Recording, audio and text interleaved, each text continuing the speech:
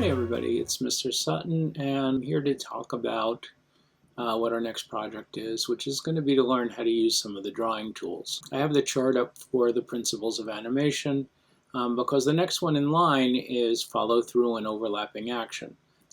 Without having some good use of the Scratch drawing tools and learning how to develop your own sprites, it'll be pretty difficult to be able to make that and have it come out well. So for this lesson, we're going to go over how to draw your own sprite and how to make additional costumes and that sort of thing. All right, so let me get started. Now I've got Scratch opened up, and you can see that I eliminated any sprites because we want to start with a blank template to work on. And there are a couple ways that you can get started making your own sprite. Obviously, we all know that you can click here and choose one of the pre-made sprites. But for this project, what I'd like us to do is to work on other ways of making sprites. So here, if we click on this again, now you can see all the options. You can paint, and you can also upload a sprite or a picture. After you make a sprite, if you want to save it and be able to use it on other projects, there's something down here called the backpack. You can see I have a couple of sprites that I made. I made the horse here, and I made this man. And if I wanted to use them in this project, I could just drag them in to this area, and it would load those as well. But for now, I'm going to work on creating a new sprite from scratch. No pun intended. One of the ways that you can do it if you're uncomfortable using all these drawing and painting tools and stuff is you can actually start with a picture. You don't want to actually use a picture that's somebody else's for a couple of reasons. You don't want copyright issues. You don't want to create something that you can't move, especially when we're doing these next upcoming ones. You need to be able to have a lot of flexibility and movement, so you want something that you can adjust and move. But if I wanted to start with a picture and trace it, here's what I do. I would go to the cat here, and then I go up to this one on the top where it says Upload Sprite. And I can find in pictures that I saved on my computer, like for example this picture of the bunny. And I can open that up, and it will actually just open up as a sprite. If I go to Costumes, you can see it here, or you can see it over in this window over here. So when this image imports, it becomes a bitmap picture, and we have the option to convert it to a vector. Notice there are some drawing tools, but they're not very useful. So if we convert it to a vector, we'll get much better drawing tools that we can use, and we'll be able to work a lot better. So that's what we're going to do right now. What I want to do with this picture is I just want to trace the outline of the bunny, and then we'll kind of use the tools to draw in some of the features and stuff. All right. So first thing that I want to use is this line tool. I find for tracing this is way more effective than trying to use the paintbrush tool. If we had a Bezier tool like other digital art programs, that would be good, but we don't in Scratch. So the one that works the best is the line tool. So what I want to show you is when I select line, it gives me an outline. It grays out the fill because it's a solid line. It doesn't need to be filled. And we can change the width of the line. So I'm going to start with a line of 5, something that we'll be able to see a little better. And when I click on here, I have to click and drag it down to where I want the line to stop. You'll see why I'm cutting off part of the edge of the rabbit in a moment. So now I have a line there. And if I click on this arrow with the dot here, it's called Reshape. And I click on that line, I see I have 2 ends. And the line in the middle is blue. What I'm going to do is click in the middle, and it's going to give me another place to work. And if I pull that out, I can reshape it around the form of the bunny. So I could zoom in so I can see better what I'm doing there. You can see I pretty much have the shape of the form of the bunny. If I click here to pull that part out a little more, I can just add another handle. So now I have a few handles going around. There's also some square things. What those are for is you can actually change the shape of the line. You grab the square and you twist it, and it'll twist the line. But we don't really want to do that here. It's a nice smooth shape, so we want to keep that. So now I'm going to go back to the line tool, and you see I have a nice thick line because I have it at 5.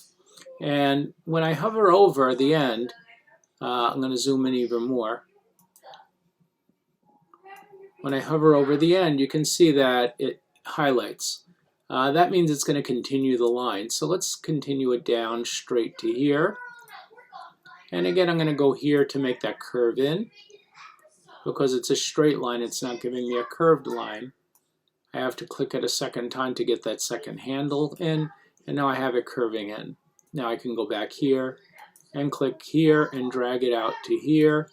This is pretty straight. I don't really need to do too much here. And then I'm going to drag it over to here and drag it again down here. So each time I had to click and release. Now I want to get this nice curve at the bottom of the foot. I'm going to drag a line straight across to where the foot ends. And I'm going to go again to my reshape tool. I'm going to click on there, click a second time to make a handle for myself, and just drag it to the shape that I need it to be. This one I'm going to add another one in here because it's a little bit off. And now when I go back to the line, I have a continuous line around that shape. What I want to eventually do is I want to shape it, make it a closed line around the whole external contour of the shape. So again, I'm going to click this and drag it up, click this and drag it over. These are pretty straight lines. Click that and drag it down. Let me move over a little bit more. I'm going to try and cover this whole thing with one line. So I'm going to click and drag this to here, where the line gets pretty straight again, and come back here and use my magic reshape tool here to make a new handle and drag it to fit that a little better. Again, I have to come down a little bit. Going back to my line tool, I'm going to get on the end, click and drag it over, click and drag it over to here. Now this one indents a little bit over here, so I'm going to go to that tool again and push that part in a little bit. I'm going to bring myself down a little and back to here's a pretty straight line over here. This is a nice curve over here, and then it goes to a straight area, so I'm going to drag it past the end of the curve to here. And I'm going to use my reshape tool. I moved the line accidentally, so I had to hit Command Z on my Mac, or you would do Control Z on a PC to get that back, because I didn't put a handle in. So I'm going to get that handle back in, and that looks pretty good. Give myself some room to look up a little bit, so I'm going to drag this up, back to my line tool. This is a pretty straight line to here. I got a nice big curve around to there. I'm going to handle it in pieces. So for this one, I'm going to drag it up to right about here. There's a little bump there where it sticks out nicely. And again, I'm going to go to my reshape tool, click on that, and I'm going to click a second time to make the handle, and I'm going to drag it out. You can see this is kind of big, so it's not going to cover everything, so I'm going to bring it out here so this part is covering well. And then I'm going to click another one, add another one there, and just drag it up there. Okay, now I can go from here to here. If I go back to my line tool, here to here, and we can go back to our adjustment tool or our reshape tool, click it here and drag it up as we need it, make as many handles as we need to get that basic shape. Now I'm going to go with a little straight one over here, from here to here. I'm going to go to here, to here. I'm going to use some straight lines here just to go a little faster, right over to the edge of the ear there. Now let's go up. We want a nice curve here. I'm going to bring that up to right there. And again, come back to our reshape tool. Add the adjustment tool to it. And add another one. And you see it's starting to come off here. I want to grab that and turn it in a little at the bottom so that it stays nice and close to the edge. Let's go back to the line tool, extend it up to here. That's pretty straight. I'm going to cut straight across to here where there's a little point and reshape that. Adding a middle point in. Back to the line tool.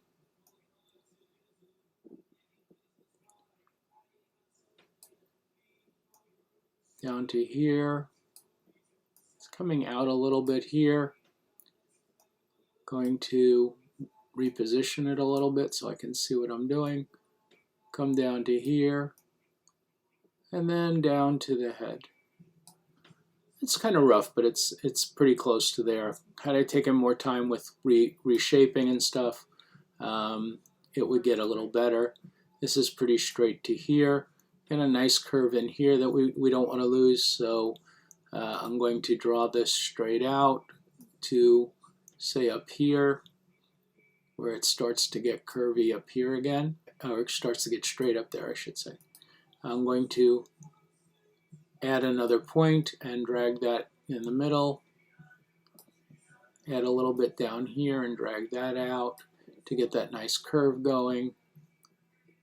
Again, move it so that I can see what I'm doing. Go back to the line tool, find the end, bring it up, which is pretty straight here. I can bring it across here and reshape that to fit the end. So I gotta always remember to click in between and let it make that other point first. And then I could drag it where I need it to go. Going to drag it over this way so I can see what I'm doing a little better. Get back to the tool, the line tool, drag it down to here. Now it bows out a little bit over here, so I definitely want to get in and not lose that curve. So I'm going to click in between and drag that out a little bit in the middle to get that nice curve.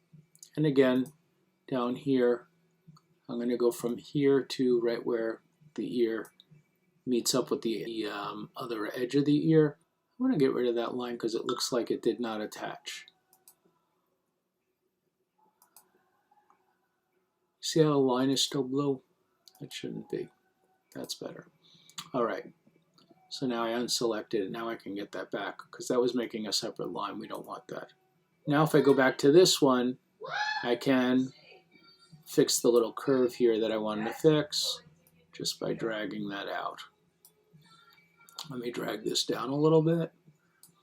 I have another little curve happening over here, so I'm going to grab the end and drag it here and adjust it a little bit to get that curve. Pull it out. This is a pretty straight line from here to here. I'm going to pull another line to here, and where this is the eyelid from the other eye that we can't see. I'm going to pull that one out from that spot. So I'm going to add another point to it and drag that up so that we get a nice bump there. That'll help the shape of the face quite a bit. I'm going to bring this down to right where the nose kind of starts jutting out. And again, I'm going to go back in and try and get those curves the way they are. Because the face is like real important for recognizing that we're working with a bunny here. That's not too bad. Now I'm going to drag this to here. That's pretty straight. I'm going to drag this down here and then work with the whole. Actually, I want to go right to the lip there. The lower lip here. You see I'm almost connecting. So I want to go to this tool here. I want to click on it, add a curve there, bring another curve down there to get that nice shape, and then back to my line tool, and I'm going to finish my connection now. I'm going to go there and I'm going to get those connected. So now, if I zoom back out, hitting the equal sign lets me zoom out. If you didn't see it before, zooming in is this plus sign, zooming out one step at a time is the negative sign, and wherever you are, bigger or smaller, you could hit equal and it brings you back. All right, so now I don't really need the bunny anymore. So what I'm going to do is I'm going to click on the select tool and select the bunny picture, and I'm just going to hit delete, and now I just have the shape, the outside shape of the bunny. Okay, so now I got my bunny. I kind of like the shape, it looks nice. What I want to do now is I want to start filling it in and that sort of thing. The easiest way to fill a solid area is actually to just select it. So I'm going to click on the edge of the bunny, select that whole thing, and I'm going to use the fill tool here. It works better than the bucket fill when you do it this way, but you can use the bucket fill. I'm going to go with the brownish color because that was a brown bunny. So I'm going to go to the orange areas, and if I desaturate a little bit and I start bringing this darker, that my oranges turn brown. So I'm going to pick the brown that I want to start with. I still have a black outline around it. I could decide whether I want that or not. The other thing that I can do in here is I can actually set gradients. So if the light is coming from the top, for example, I can make it that the top part is lighter and the bottom part is darker. The way I would do that is I could select this up and down gradient. This is a side to side gradient, so if I had a light source on one side or the other. Right now the top is brown, the bottom is purple. I can switch that, so now the bottom is the darker brown. If I click in this side, and it's surrounded with a blue box right now, what I can do is I can adjust that color. I want to get close to the brown, I don't want to be too far from there, so I'm going to hit my little eyedropper tool here, drag it over on the brown and click that. That's going to make it look like it's a solid brown again. But now while I'm in there, if I want to make it brighter, I can add some brightness to it and maybe desaturate it a little more. Sort of a gray brown, because that's more of the color of the bunny. And now I have underneath the bunny is a darker brown. If I wanted to make that even a little darker, I could push it this way a little bit. And the top of the bunny is that lighter color. I could even push that even a little lighter if I wanted to. A little less saturation. And that's a good place to start. Depending upon how cartoony I want my illustration to look, I might want to get rid of that outline. I tend not to work with outlines, so I'm going to turn off the outline, and you do that by clicking on the arrow next to the outline box, and you click this red slash, and that'll turn that off. So now when I click out of there, I have no outline, I just have the colors. So now I would just start my artwork. So if I wanted to draw in an eye, I can use the circle tool, or I can use the paintbrush and paint it in. I can bring up the picture of the bunny next to it so that I could look at what I'm drawing and try and get things as they are, try and put colors where they are. Let's just put an eye in there. So approximately you have one eye over here, so the other eye is going to be somewhere over here. So we want to bring in that eye. We can use a circle if we want to. Right now it's kind of that lighter orange color. And you see it gives me an outline. If I zoom in, you can see better. I can change that, let's say, to a black eye by dragging it that way. If I wanted to put a gradient on that, I could. But then if I wanted to put a highlight in, let's say I take the paintbrush tool and I'm choosing something white, so I want something pretty bright and not saturated, no color. I can just put a sort of a dot in here for where there might be a highlight. And then I can continue working, drawing in some of the whiskers and facial features, and have a working bunny that I could start working with as I need it. So those are basically the drawing tools. You can again adjust the sizes of the tools. Right now the tool is set for 10. If I wanted to make it smaller, I bring it down to, let's say, 6. Let's say I want to change the color to a dark brown. I can bring my saturation back up, find sort of that orangey color, and bring down the brightness a bit until I get the brown that I'm looking for. And let's say I wanted to define the part of the leg here without making a line. Now I could come in with my paintbrush tool and maybe do some painting down here. I'm going to get bigger so I can see the spot that I'm painting.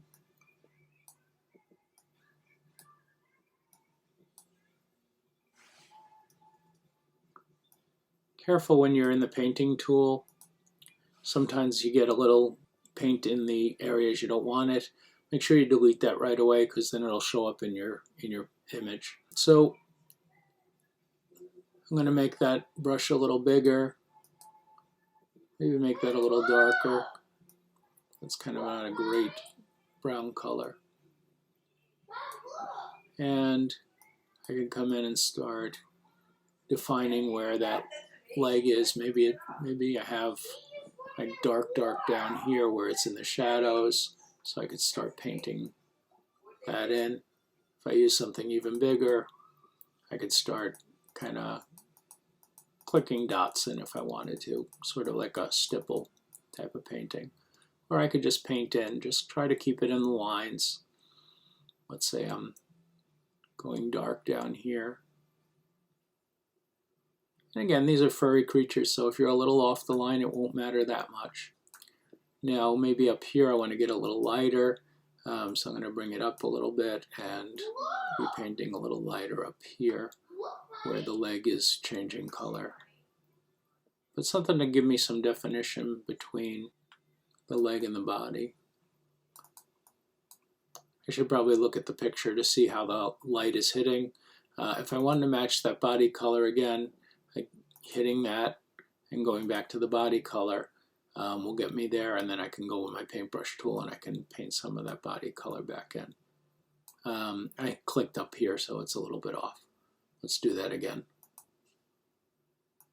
I need the body color right there. And now I can paint in and bring back some of that body color.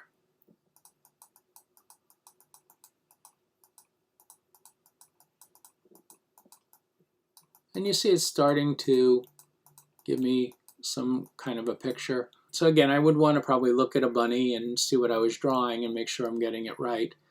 Get all the colors darker and lighter where I need them to be. And then I would have a finished picture. So right now, you see what I have here is showing up over here. So that's how you create a character. When I made the horse, I just did direct drawing. I didn't put the picture up. I just had a picture I was looking at, and I drew using the line tool. Try doing that. You can also put things together with the shapes tools, the squares and the circles, and then adjust the shapes. So use your tools, practice. You can use the eraser tool if you want to take something away. If you want to add something back in, you can do that too. I could have come into this eye, selected it here, and I can change the shape of the eye if I wanted to. Let's say I just wanted to make it a little not quite as round, a little flatter on the top, so that now I have something that's not so round in the eye. And when I move back out, you can see that's changed up here too. So work with it. Work with what you have, and see what kind of character you can come up with, because we're going to need to save your characters, and we're going to be able to need to use it for the upcoming projects. So you need to be able to save characters and make multiple costumes for them. So I worked the colors on the bunny a little bit, as you can see over here. I wanted to show you how to put it in the backpack. The backpack is at the bottom. You have the costume named, you have the project named. You open the backpack by clicking on it, and then you take the icon over here and you take it and drag it into the backpack. So now you can see the bunny is here, my guy here is here, and my horse is here. So that's what you do when you complete an illustration. You want to save it for other projects. You drag it into the backpack. You have to be signed in your account. So it says Sutton Art, I'm signed in. If you're not signed into your account, you don't get use of the backpack. And you have to be working online, not from an app. So make sure that you're working online and you're signed into your account when you do your illustration, so that it'll show up and you can put it in the backpack. So this is how we do an illustration to create a sprite or a costume for a sprite in Scratch. All right, thank you for watching. This is Mr. Sutton, and next time we'll talk about the next principle of animation.